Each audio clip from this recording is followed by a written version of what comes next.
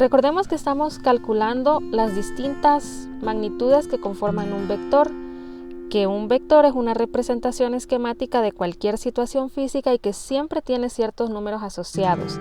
En este segundo ejemplo, obtendremos la magnitud del vector y su componente en Y a partir de su componente en X y el ángulo de referencia. En este caso, la componente en X es 10 y su ángulo de referencia es 26.6. En este caso tenemos la componente en X y también tenemos el ángulo. Esa puede ser otra situación que se nos den vectores. Entonces nuestras relaciones trigonométricas se mantienen. Vamos a ver cómo podemos relacionar estas dos variables, que en este caso recordemos, esta es la componente en X, la proyección de este vector en X con el ángulo. Entonces fijémonos, yo necesito saber cuánto vale la hipotenusa y cuánto vale el lado opuesto. Voy a revisar el coseno. En el coseno yo tengo el ángulo, sí, es 26.6. Tengo el lado adyacente también, vale 10. Entonces podría encontrar la hipotenusa. Vamos a usar esta relación para encontrar la hipotenusa. El coseno del ángulo es igual al lado adyacente entre la hipotenusa. Y vamos a hacer un despeje. La hipotenusa está dividiendo. Yo no la puedo despejar si está en el denominador de una fracción. Tiene que estar en la parte de arriba. Entonces voy a pasar al otro lado a multiplicar para que ella ya esté en la parte del numerador. Ahora, toda esta expresión que está multiplicando la voy a pasar al otro lado dividiendo. Entonces me va a quedar la hipotenusa igual al lado adyacente entre el coseno del ángulo. Si reemplazo los números, entonces la hipotenusa es igual al lado adyacente, que en este caso es 10, entre el coseno del ángulo, que sería el coseno de 26.6. Veamos la calculadora entonces. Tendría 10 entre el coseno de 26.6. Fíjense, me da 11.18, que es casi equivalente a 11.2, que es el dato que ya conocemos. Es común que las cantidades cuando hacemos este tipo de análisis no sean exactamente las mismas, porque están implicadas muchas cifras, pero siempre tienen que dar valores muy cercanos, como es este caso. Entonces ya tenemos la hipotenusa.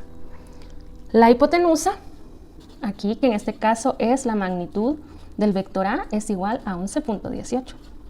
Ahora me falta encontrar cuál es mi proyección en X, cuál es la componente en Y. Voy a seguir y veo, por ejemplo, que aquí tengo el seno. Aquí está el lado opuesto, que es lo que me representa esta componente en Y, el lado opuesto en este triángulo rectángulo. Conozco la hipotenusa, entonces puedo usar la función seno. Tomando la función seno para encontrar el lado opuesto, seno del ángulo es igual a opuesto sobre hipotenusa, entonces yo necesito que este lado opuesto me quede solito. Voy a mandar a multiplicar la hipotenusa, que está dividiendo, por el seno del ángulo, y eso me va a dar el lado opuesto. Si reemplazo los valores, en lugar de la hipotenusa yo tendría 11.18 por el seno de 26.6, y eso me da el lado opuesto. Entonces lo voy a calcular. Voy a calcular aquí 11.18 por el seno de 26.6. Me da 5.05, que es casi 5. Entonces ese sería el lado opuesto. Yo lo he encontrado utilizando el seno. Algo que me encanta del análisis en estos ejercicios es que nosotros podemos verificar la respuesta de varias maneras.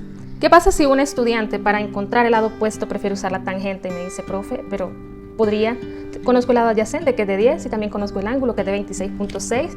Eso es muy posible, entonces vamos a hacerlo. Tendremos la tangente, que es igual al lado opuesto sobre el lado adyacente. Si despejamos aquí, mandamos el lado adyacente a multiplicar por la tangente, nos queda el lado opuesto. Entonces tendríamos el lado opuesto, que es igual al lado adyacente, que en este caso es 10, por la tangente de 26.6. Y eso me va a dar igual a 10 por la tangente de 26.6, 5, así como lo obtuvimos acá. Entonces la diferencia está en milésimas, de tal manera que esto nos muestra cómo nosotros podemos utilizar las funciones trigonométricas para encontrar todos los valores asociados a los vectores.